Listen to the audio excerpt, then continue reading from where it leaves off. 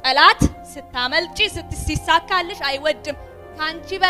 ካንተ በላይ ሰይጣን እድላችሁን ያያል፣ ይመለከታል፣ ምን ላይ እንደምትደርሱ ያያል። ስለዚህ ባለው በሌለው አቅም እናንተን አስሮ ማስቀመጥ ነው የሚፈልገው።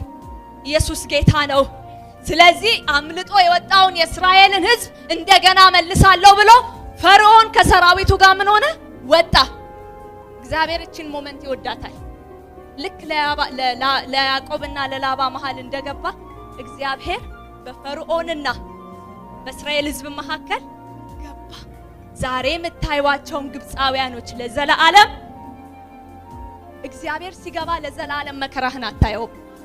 እግዚአብሔር መሃል ሲገባ ለዘላለም ድህነቱን አታየው፣ ለዘላለም ጨለማውን አታየው፣ ለዘላለም ባርነቱን አታየው፣ ለዘላለም ውርደቱን አታየው።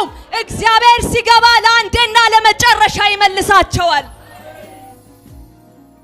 ልክ ላባን ለአንዴና ለመጨረሻ መካከል ላይ ምስክር ሆኖ እንደመለሰው ላባ ተመልሶ ልምጣ እንኳን ቢል መጀመሪያ የሚያገኘው ማንን ነው? እግዚአብሔርን እንጂ ያዕቆብን አይደለም።